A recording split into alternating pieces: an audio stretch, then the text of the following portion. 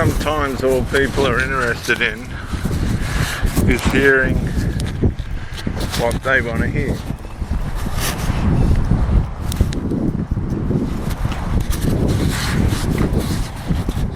That's all they're interested in.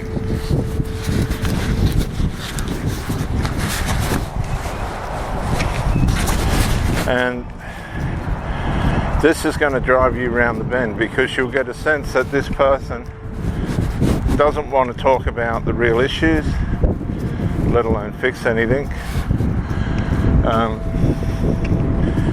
Doesn't want to navigate the answers. And sometimes if it's a third person problem, like a family member or this kind of thing, which is common now because of all the emotional incest and things that are going on, these problems aren't uncommon.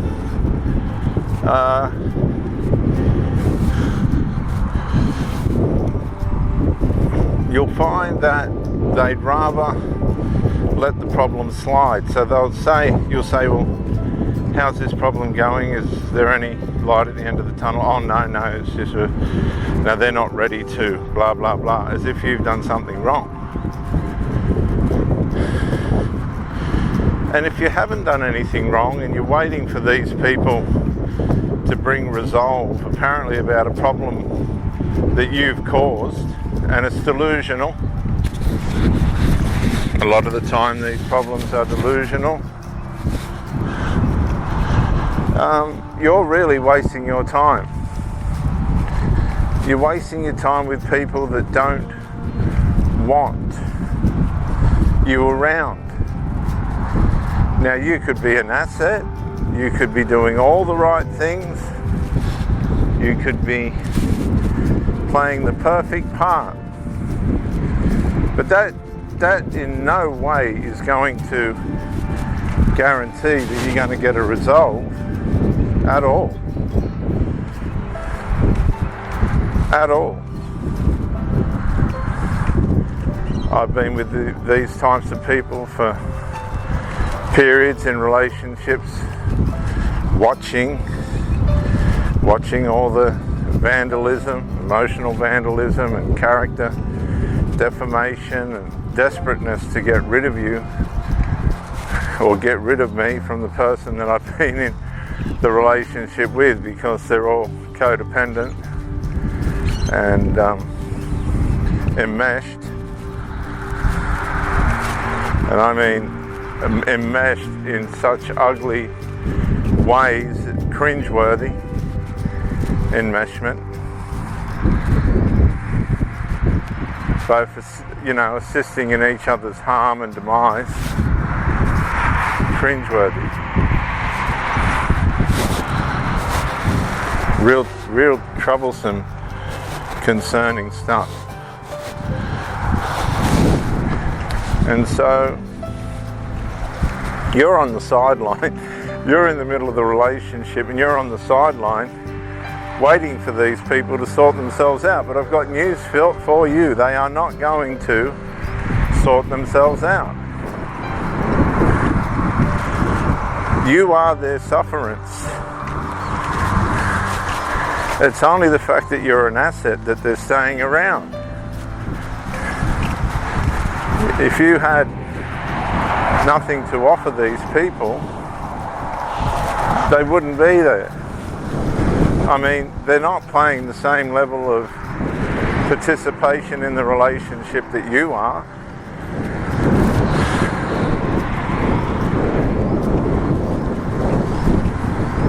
You're putting in all this effort, thinking that you're getting brownie points for yourself in the relationship. The person keeps turning up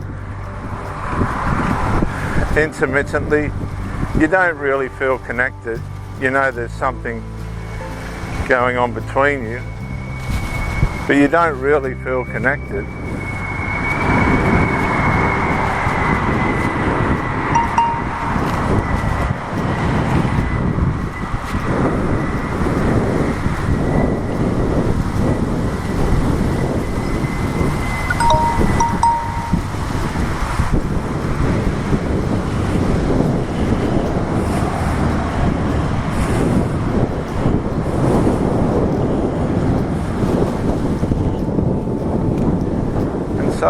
we delude ourselves. We create these delusions for ourselves that are no good. They're just, we are deluded.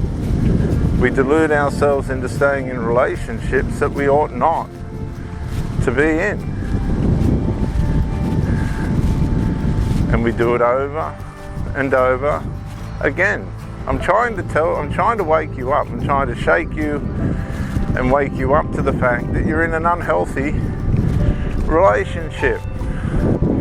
And it's unhealthy because these people that you're involved with are not going to rise. They're not going to change. They're not going to adapt themselves into somebody that's going to be an assist for you in a relationship.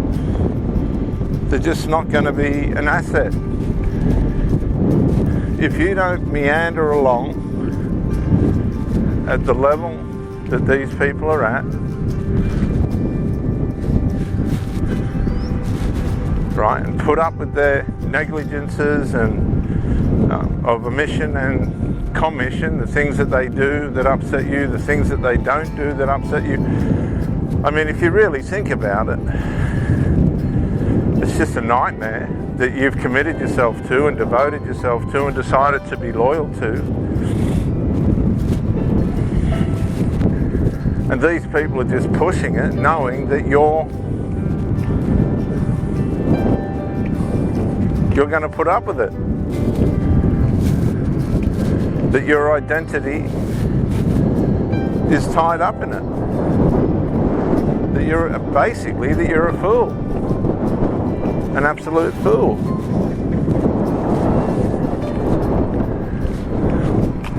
Willing to put up with it.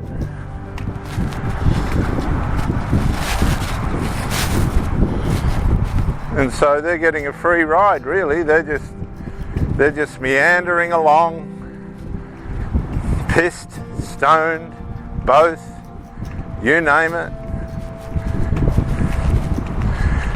Doing the minimal, they're minimalists, just doing enough to keep you off their back, even though you are on their back, whinging and complaining all the time that, you know, why can't you get on track? They're not going to get on track. This is who they are.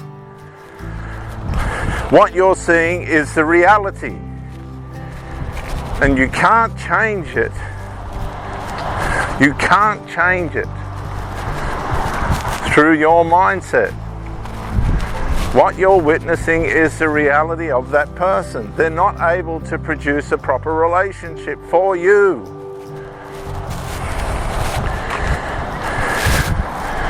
And instead of dragging it on for longer than it should go on for, and causing you grief and harm and mental health issues and possibly accidents, because when you stay in these dysfunctional relationships, your coordination and senses get disrupted, and the next thing you know, you've had an accident.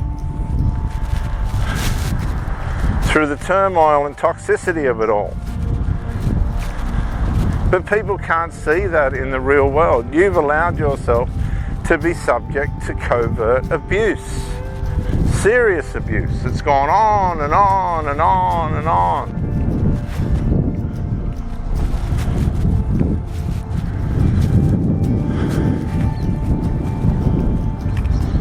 And the sad part about it is, at the end of the day, you've only got yourself to blame. Because you knew. And this is what happens to people in cults. I mean, relationships in a lot of ways are like little cults of two people. We've got this cult, dysfunctional cult, where people have decided to determine themselves to be loyal and faithful and devoted to this dysfunctional joke. It's like it's some kind of a joke. And people are just watching, and it's theatre, absolute theatre. And quite frankly, you need to separate yourself from this dysfunctional cult, relationship cult. Let the person take their crap somewhere else. They'll find someone for maybe that afternoon. You'll be replaced. You're not as valuable as you think. You've got to wake up. Well, they might kick and scream, but that's because they're losing supply, not because they're losing anything that's important to them, because the problems were more important than you. That's the proof of that. Wake up. Get out of the situation, get away from that person, abandon all the drugs and alcohol and shit that they've brought into your life, or you got yourself into. Get your life back on track, completely back on track, not half, but completely. Get your resilience and fortitude and identity back. Go straight, be superhuman, and make the life for yourself that you always dreamed of and wished for.